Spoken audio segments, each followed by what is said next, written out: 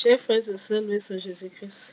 Voilà, aujourd'hui, nous allons un peu faire un peu un tour dans la Bible et nous intéresser un peu au canon, surtout dans le le Testament, dans la Bible, dans le Nouveau Testament. Comment donc a été choisi le livre que nous trouvons dans le Nouveau Testament? Quels sont les critères sur lesquels se sont assis les pères de l'Église pour choisir ces livres? Alors, il existe 3 critères principaux. Et un quatrième qui convient aussi de noter. Voilà. Donc, 3 critères de sélection dans les livres, des livres dans du Nouveau Testament. Voilà, les livres qui ont été retenus comme canoniques. Il faut savoir qu'il y a d'autres livres qui ont été rejetés, que l'on considère aujourd'hui qu'on appelle les livres apocryphes. Par exemple, il y a beaucoup de livres apocryphes comme le proto-évangile de Saint Jacques, l'évangile de Judas, l'évangile de Marie-Madeleine. Il y a beaucoup d'évangiles, l'évangile de Thomas. Voilà, ce sont les évangiles qui sont apocryphes. Ils ont été rejetés. Et ils ont été rejetés parce qu'ils ne correspondent pas à ces critères. Donc, ces 4 critères. Le premier critère, vraiment, c'est que le livre en question qui était présenté doit être écrit soit par un apôtre, c'est-à-dire l'un des 12, comme on connaît. L'un des 12 apôtres. Les 12, vous les connaissez. Pierre, Jacques, Jean, Matthieu, Thomas, Barthélemy, Jude, Simon, les Zélotes, Jacques le mineur, Judas Iscariote, etc. On les connaît tous. Voilà. Philippe, voilà, on les connaît. On les connaît. Soit par un disciple. Il y a aussi Paul. Il faut rajouter à cette liste-là Paul. Paul. Ou encore, il faudra encore s'asseoir la Paul. Soit par un disciple des apôtres. Donc, c'est le livre écrit par un apôtre, attesté, c'est-à-dire le livre attesté que c'est écrit par un apôtre. Et il y a les preuves que c'est vraiment un apôtre qui l'a écrit. L'un des 12, plus Paul. Soit alors, le livre a été écrit par un des disciples de cet apôtre.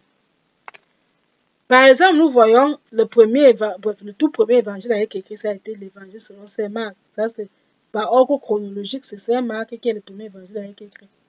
Et le dernier évangile avec écrit, c'est bien sûr l'évangile selon Saint Jean. Parce que Jean a vécu un peu plus longtemps.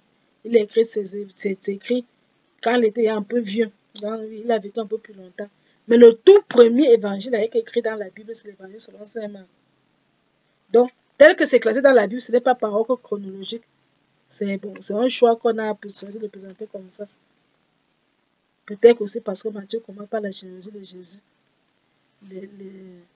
Ceux qui l'ont fait ont eu des choix. Mais le tout premier évangile avec écrit, c'est Marc.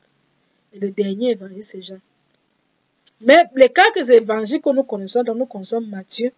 Matthieu était donc l'apôtre de Jésus. On l'appelle encore Lévi. C'est lui que le publicain, ou alors qu'on appelle encore le collecteur d'impôts, que Jésus avait appelé alors qu'il était assis sur sa table, il collectait les impôts. Pour les Juifs, c'était un pécheur parce qu'il collaborait avec l'ennemi, l'occupant romain. Et on disait sauter les voleurs. Mais Jésus va l'appeler, on dit qu'il s'est levé immédiatement de sa table. Il a suivi Jésus. Matthieu, suis-moi. On dit que Matthieu s'est levé, il a suivi Jésus. Abandonnons tout. Et puis plus tard, Matthieu va faire un festin dans sa maison, inviter tous les autres collecteurs d'impôts. Les publicains, ils vont un festin. Et beaucoup vont aussi se convertir à cette époque. Matthieu donc était donc un apôtre de Jésus et il a écrit donc, il est dans les évangélistes. Le deuxième évangéliste qu'on recoupe par ordre maintenant tel que c'est classé dans la Bible, c'est Marc. Marc, lui, c'est un disciple de Pierre. Il était le secrétaire de Pierre. Ce que Marc dit dans son évangile, ça en fait ce que Pierre lui dit. Donc, en lisant Marc, c'est en fait Pierre que nous lisons, nous écoutons. Parce que quand Pierre arrive à Rome, il avait pour secrétaire Marc. Et il faut savoir qu'avant que Marc ne devienne secrétaire disciple de Pierre, Marc avait d'abord été compagnon de voyage missionnaire de Paul et de Barnabé. Quand Paul et Barnabé allaient dans leur voyage, ils ont embarqué Marc, qu'on appelle encore Jean-Marc. Jean-Marc était dans le cousin, était le cousin de Barnabé. Barnabé qui est un peu dit le parent de Paul. Barnabé était le parrain de Paul. C'est Barnabé qui a introduit Paul au pied des apôtres, auprès des apôtres. Donc, dans leur voyage missionnaire, Jean-Marc va les accompagner. Mais ils auront des problèmes parce qu'ils vont arriver dans un endroit où il y aura tellement de persécutions, des problèmes. Il ne va plus supporter ces voyages-là avec les difficultés, il va les abandonner. Il va revenir. Mais plus tard, quand Paul viendra encore faire nos longs voyages missionnaires, Marc voudra encore partir avec Paul, va revenir disant que la dernière fois tu nous as abandonnés quand il y a des problèmes. Nous, on ne veut plus. C'est comme ça que Barnabé et Paul sont séparés. Barnabé a amené avec lui Marc et Paul a pris Timothée. Et Luc était mon compagnon de voyage. Donc, Marc est un apôtre disciple. Donc, c'est quoi que Marc va finir par être un disciple et secrétaire de Pierre. Voilà, à Rome. N'oublions pas aussi qu'on identifie parfois Marc à celui le jeune homme qui court. Quand on arrête Jésus, on dit souvent qu'il y a un passage, on dit souvent que dans l'évangile de selon Saint Marc, il y a un jeune homme qui court tout nu. On a voulu l'arrêter. Il a réussi à fuir, mais il a préféré qu'on parte avec ses habits, il a couru tout nu. Bref, il s'est parti. Donc, Marc a connu Jésus de son vivant. Probablement qu'il faisait partie soit de 72, soit alors de l'entourage. Voilà. Mais il était encore tout jeune. Donc, il faudra encore se former au pied de Paul et au pied de Pierre. Mais c'est surtout avec Pierre qu'il a beaucoup appris.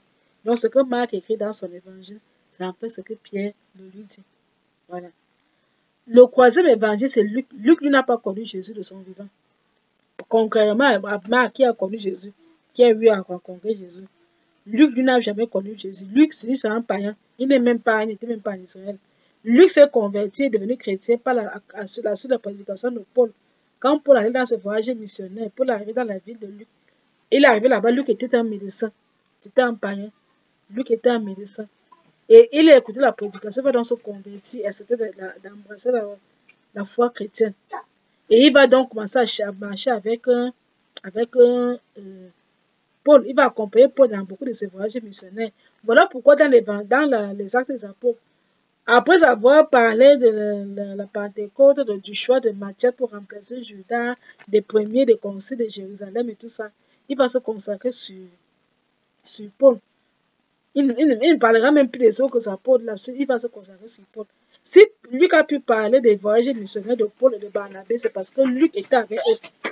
C'était un compagnon de voyage. Même quand on partait tuer Paul à Rome, on partait décapiter à Rome lors du martyre, Luc était là.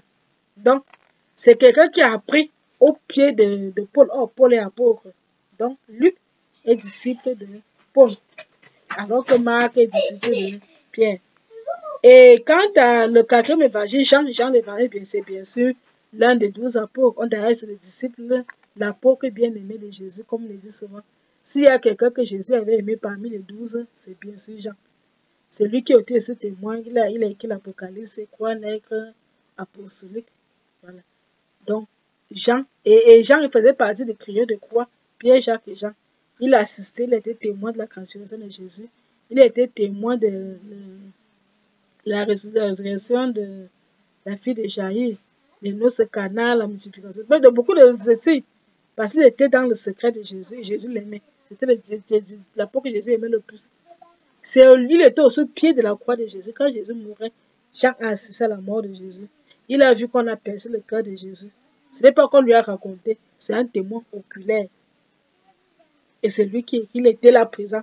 Et c'est le seul apôtre qui n'est pas mort martyr. Il est mort de vieillesse. Bien sûr, il a connu le martyr à Rome quand on l'a plongé dans l'eau bouillante. Quand on passe sur le martyr de Saint-Jean, on l'avait crampé dans l'eau bouillante à Rome. Mais miraculeusement, ça en est sorti vivant. Il en est sorti même plutôt rajeuni. Et finalement, on va l'envoyer en exil à Patmos. Et c'est là-bas qu'il aura les visions de l'Apocalypse. Il va encore être délivré par le finira sa vie. Bon, président soit Éphèse, il va retourner à Éphèse et puis il mourra finalement de vieillesse. Voilà. Donc, il est aussi en dehors de ça, il écrit quoi lettres. En dehors des évangiles, nous avons aussi des lettres. Nous avons d'abord les actes des apôtres qui ont été écrits aussi par Luc. Comme j'ai dit, Luc était un ministre, les disciples compagnons de voyage de Paul. Donc, Luc a écrit l'évangile, il a aussi écrit les actes des apôtres. Il y a beaucoup de lettres de Saint Paul, Paul et apôtre, donc ça va. Il y a les lettres de Saint Pierre, Pierre et apôtre, donc ça va. il y a les lettres de Saint Jacques les mineurs, fils d'Alphée. Il y a les lettres de Saint Jude, frère de Saint Jacques. Il y a la lettre, c'est une seule lettre, Jacques c'est une seule lettre, Pierre c'est quoi, c'est deux, et Jean 3 courtes lettres. Voilà. Donc voilà ce qu'on a retenu dans, et puis l'Apocalypse, le livre des révélations écrit par Saint Jean. Tous sont apôtres ou alors disciples. Les autres ont été rejetés parce qu'on ne pouvait pas attester que c'était écrit par les apôtres et même les personnes qu'on cite comme auteurs. On ne pouvait vraiment pas attester que c'est eux qui ont écrit. La deuxième critère de choix, c'est que le livre doit être conforme à la foi chrétienne. Est-ce que le texte tel que là se voit conforme à la foi chrétienne? Si le livre écrit n'a pas été conforme à la foi chrétienne, il était rejeté. Le troisième critère, c'est que le livre doit avoir été lu dans les premières communautés chrétiennes. Un peu comme les lettres de Saint Paul. Les lettres, la première chose même qui a été retenue au Nouveau Testament, c'est d'abord les lettres de Saint Paul. Parce que les lettres de Saint Paul lisaient dans les communautés. Quand on voyait Saint Paul, les lettres de Saint Paul au Romain, on l'a lu la communauté de Rome. La lettre de Saint Paul aux Corinthiens. Il a écrit un Corinthien. On a lu publiquement. Donc les Corinthiens savaient qu'il y avait des lettres. Que Paul a d'abord envoyé une première lettre. Que Paul avait écrit une deuxième lettre. C'était des choses connues. Donc ce n'était pas une chose inventée puisque ça se lisait publiquement. Partout où Paul avait créé le communauté, il envoyait des lettres. Quand il ne pouvait pas aller, même étant en prison, il écrivait soit même lui-même, soit il prenait un secrétaire pour écrire. Il peut écrire pour écrire la communauté là. Donc les lettres de Paul étaient lues. Donc généralement c'était l'un des critères pour que le livre, les lettres là soient été écrites par et été lues dans les communautés chrétiennes. Et été lues dans les communautés chrétiennes pour que ça soit lu. Et autre critère aussi, il faut que les lettres, les écrits là, qui étaient retenus soient allés au premier siècle. Or, on voit que même l'évangile de Saint Jean, c'est au premier siècle. Les choses qu'on ne peut pas dater, que ça date vraiment de l'ère de Jésus, du premier siècle, ont été rejetées.